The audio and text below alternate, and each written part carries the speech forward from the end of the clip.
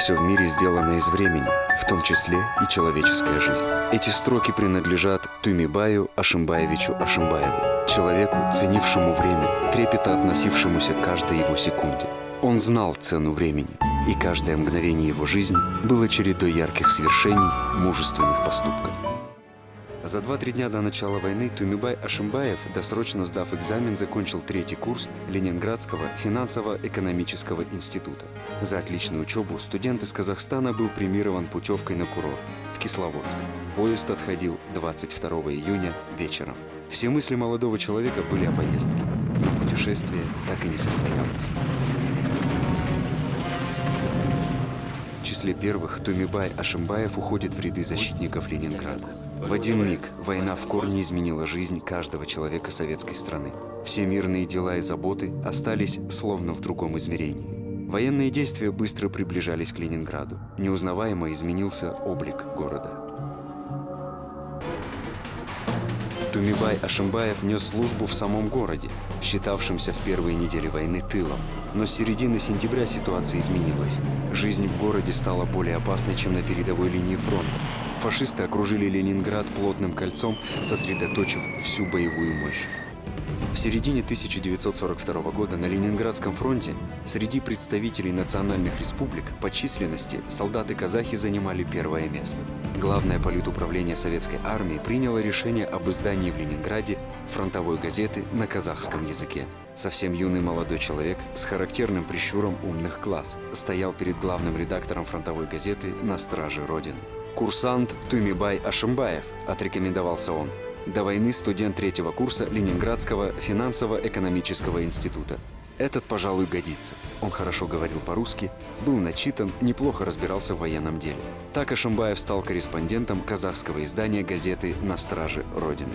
Газета «Оттанды Кургауда» стала уникальным живым документом о военных днях Ленинграда, о его защитниках, большая часть которых были солдаты из Казахстана. И вот в этой газете работали 6 в общей сложности журналистов-казахов.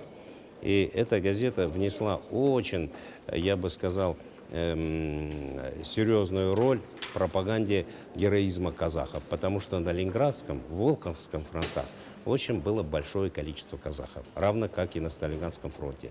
По процентному соотношению воинов различных национальностей на Ленинградском фронте казахи были на первом месте.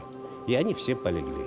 Подшивку газет, все 319 номеров от первого номера до последнего, чудом сохранила Александра Константиновна Голубева, однокурсница и первая супруга Тумибая Ашимбаева. Подшивка газет «Оттанды Кургауда» впервые была издана в 2008 году. Семья Тумибая Ашимбаевича Ашимбаева с огромной благодарностью впервые предоставила возможность ознакомиться через фронтовую газету с жизнью наших земляков, героически защищавших Ленинград.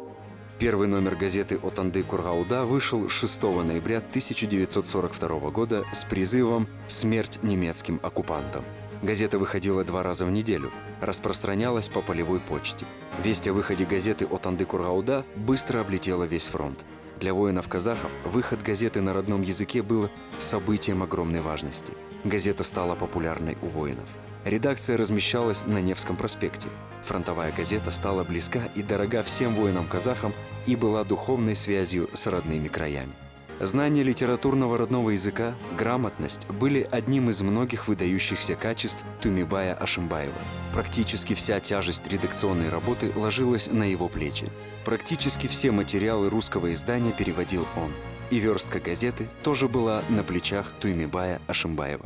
Враг был всего в 6 километрах от Ленинграда. Линия фронта протянулась на 900 километров. Но несмотря на малочисленность редакции, газета рассказывала почти о каждом воине. Тумибай Ашимбаев и сам рвался на линию фронта, чтобы лично рассказать о мужестве казахстанцев. Он первым написал о тогда еще неизвестном защитнике Ленинграда, о будущем герое Советского Союза Султане Баймагамбетове, который в июле 1943 года повторил подвиг Александра Матросова и обессмертил свое имя. При этом в газете было место и будням в тылу, и весточкам из родных краев. На страницах фронтовой газеты «Оттанды Кургауда» много места уделялось и событиям почти со всех уголков Казахстана. В постоянной рубрике «Казахстан сегодня» фронтовики-казахи узнавали о делах и свершениях в республике. выходит последний роковой номер газеты от 31 октября 1945 года. 6 ноября 1945 года родные и близкие не дождались Туймибая Ашимбаева. Ночью в дом ворвались с обыском. Семья узнает об аресте всех сотрудников газеты. 6 лет лагерей после напряженных и героических дней в ленинградской блокаде. Вместо мирной жизни после долгожданной победы – заключение по ложному доносу. Так сталинский режим отблагодарил журналистов фронтовой газеты, которые всю войну поддерживали героический дух солдат на фронте.